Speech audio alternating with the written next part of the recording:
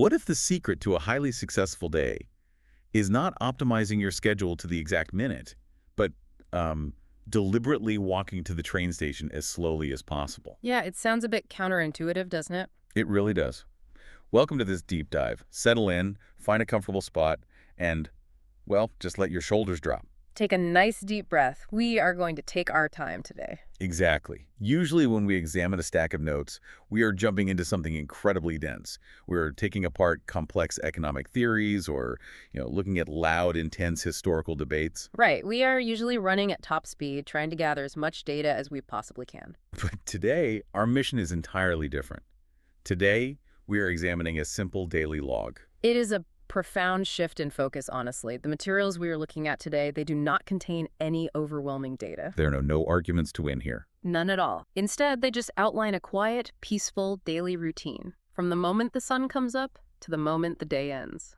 And the reason this is so fascinating is that it allows us to look at the underlying mechanics of a calm life. Yes.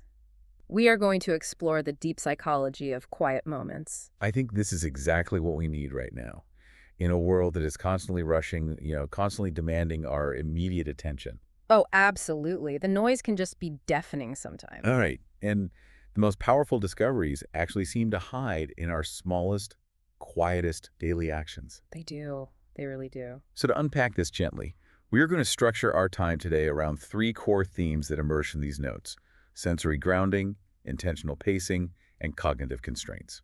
That is a wonderful roadmap for us because when we simply read a list of daily habits, it is incredibly easy to miss why they actually work. Right, we just see a checklist. Exactly. Yeah. But the pacing of our physical bodies often dictates the quality of our mental lives. When we slow down, we do not just feel better temporarily.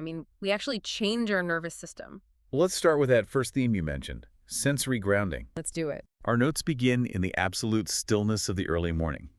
The person wakes up early. The house is completely quiet. And notice the sensory details they highlight right away. Yes, the morning sun is bright, and it feels warm on their skin. Outside, the birds are singing, and the air smells fresh. I want to point out what is missing from that description. What's that? There is no mention of looking at a phone.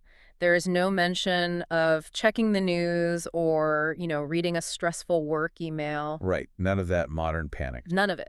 The very first actions taken are deeply anchored in the physical senses. It is like looking at a perfectly clean, blank piece of paper, right before the busy day has a chance to write anything messy on it. That is a beautiful way to describe it, a Yep. blank piece of paper. So the routine moves to the kitchen. They make hot tea. And there's a very specific detail here that caught my attention. The sound of the water. Exactly. They do not just hastily make the tea. They actively listen to the water boil softly. And that is the key mechanism at work here. Listening to the water boil is not just a poetic detail, it is a neurological anchor. A neurological anchor. Tell me more about that. Well, when you wake up, your body naturally experiences something called the cortisol awakening response. Okay, so cortisol, that's the stress hormone, right? Right. Your brain releases stress hormones to literally get you out of bed and wake you up. I see. So if you immediately grab your phone and look at a stressful message, you heavily amplify that chemical response. You start the entire day in a state of high alert. It is like turning the key in a car ignition on a freezing cold morning and instantly slowing the gas pedal. Oh, that is a perfect analogy. Yeah, you are going to damage the engine doing that. You have to let the engine warm up on idle first. Letting the engine idle, exactly. Yeah. By focusing your attention on a specific, gentle sensory input, like the soft sound of boiling water or the warmth of the sun, you are actually engaging your parasympathetic nervous system. The rest and digest system. Yes. You are telling your brain, we are awake, but we are safe. There is no emergency here. You are actively putting the brakes on that morning stress response. That makes so much sense. I usually think of a morning routine as a strict checklist. Make tea, drink tea, get dressed, go. A lot of us do. We rush the routine itself. Right.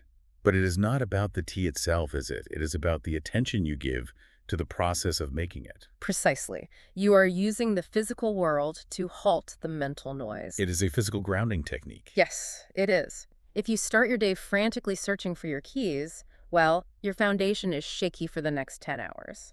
You're just playing catch up all day. Exactly. But if you intentionally claim those first 10 minutes, focusing entirely on the fresh air and the warm cup in your hands, you build a solid foundation of peace before the world begins to demand things from you. Which brings us beautifully to our second theme, intentional pacing. Because eventually the world does demand things from you. It always does. You have to leave the quiet house. Yeah. And our notes show this transition happening very, very deliberately. They do not just rush out the door. No, they open the front door, a gentle wind blows, and then the commute begins. But look closely at how that commute is executed.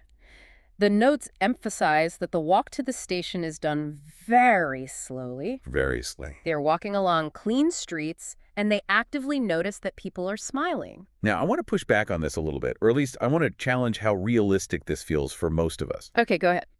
So the log says that during this slow walk, the person sees a neighbor, they say, "Hi, how are you today?" Right.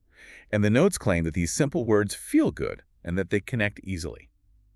But in modern life, isn't a phrase as basic as, "Hi, how are you?" just an empty reflex? You mean it doesn't usually feel like a real connection? Exactly. When I say that to my neighbor, I usually just mumble it as I hurry past them to get to my car. It rarely feels like a genuine connection. That is a very fair critique. And for most of us, "how are you?"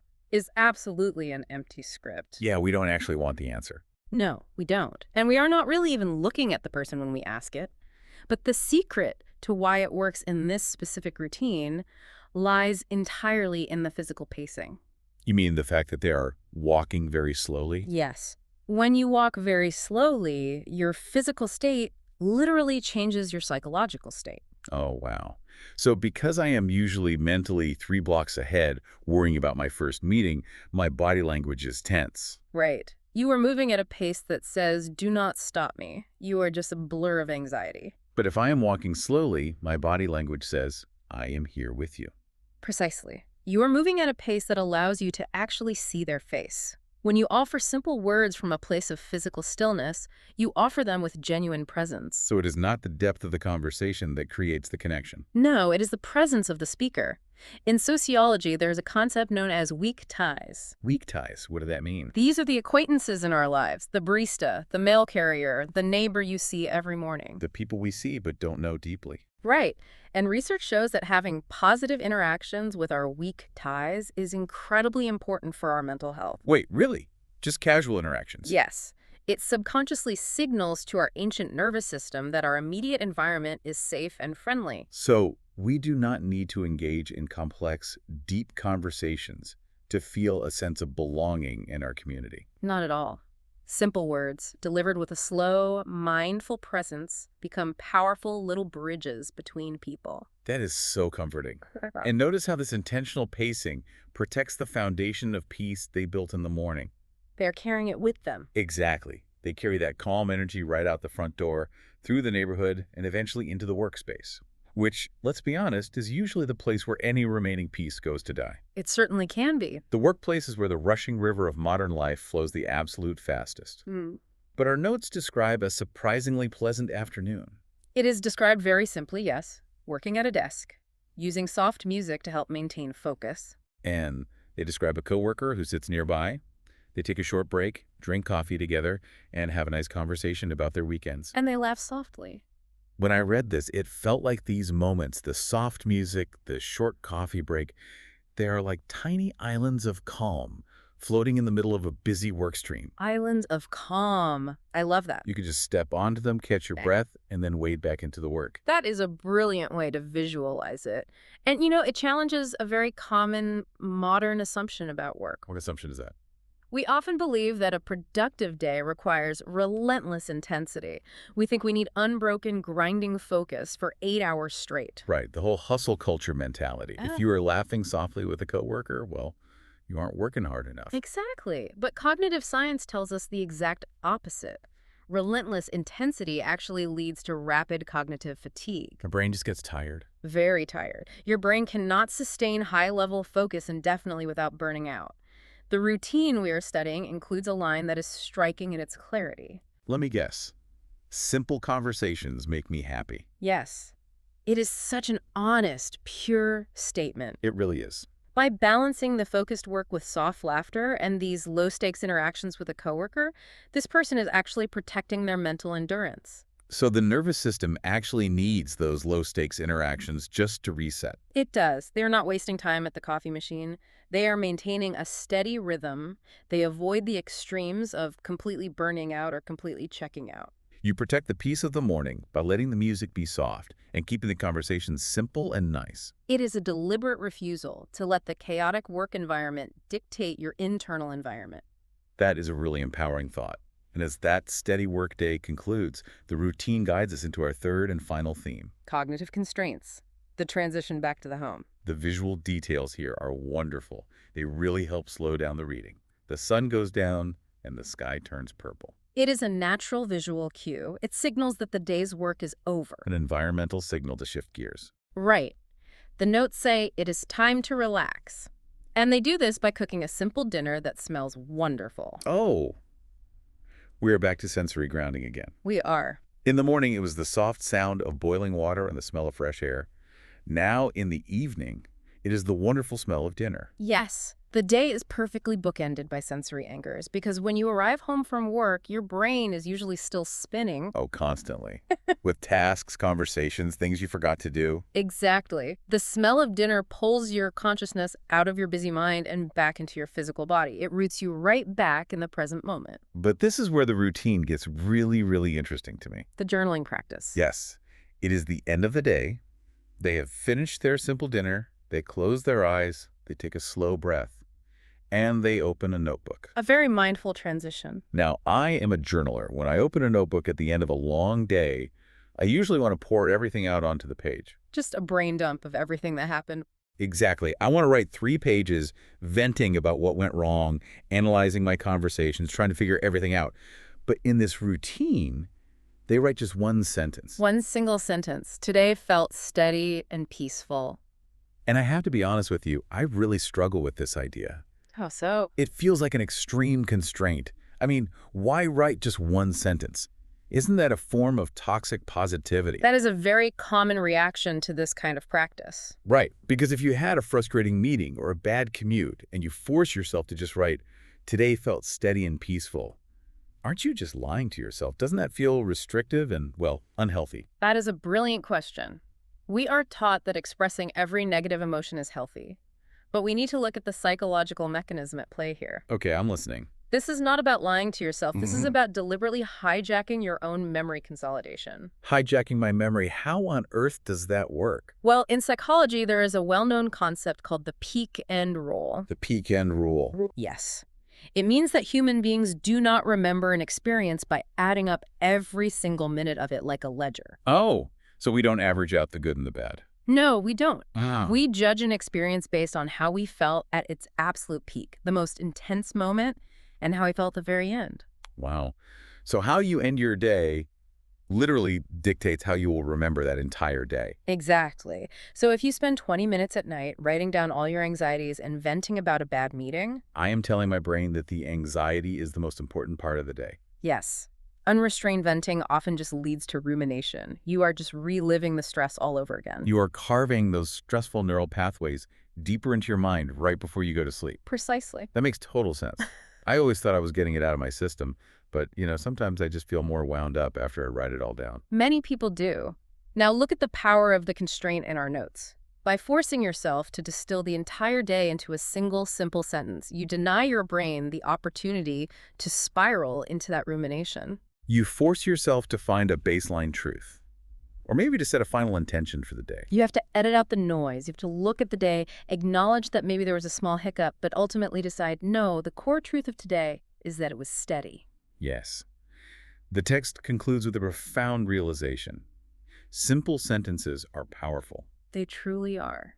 When you close your eyes, take a deep breath, and synthesize the day into one clear, positive thought, you are cementing that feeling into your long-term memory. You are taking control of the narrative. You are telling your nervous system, this is the story of today. We are safe. We are peaceful. That completely reframes the concept of journaling for me. It builds incredible confidence, doesn't it? You do not need to rush to explain everything, even to yourself. The overarching message of these notes is just gentle encouragement. You do not need to rush your progress. You do not need to analyze every single detail of your life to be happy. By practicing this quiet constraint, even for just 10 minutes a day, You build a resilient habit of calm. Our resilient habit of calm. That is exactly it. It really is a beautiful journey when we look at the mechanics behind it. The physical grounding, the slow pacing, the mental constraints. Let's trace that path one more time, just to hold it clearly in our minds before we finish. Let's do it. We started in the quiet house. We let the engine warm up slowly. We listened to the water boiling softly for the morning tea, grounding ourselves in the physical world before the mental noise could even begin. Then we opened the door to the gentle wind. We chose a deliberate, slow walk to the station. We allowed our physical pacing to create genuine presence, offering a simple greeting to a neighbor and building a small, safe bridge of connection. Moving into the afternoon, we rejected the modern demand for relentless intensity. We built those islands of calm. We let the soft music play, we shared a coffee, and we laughed softly with a coworker to protect our cognitive endurance. And finally, we returned home as the sky turned purple. We grounded ourselves once more with the wonderful smell of a simple dinner. We closed our eyes, took a deep breath, and trusted that one simple sentence was powerful enough to hold the entire day. It is a powerful reminder that the true quality of our lives is often found in the quietest moments. And if you are listening to this right now, we really want to echo the encouraging message from the materials we studied today.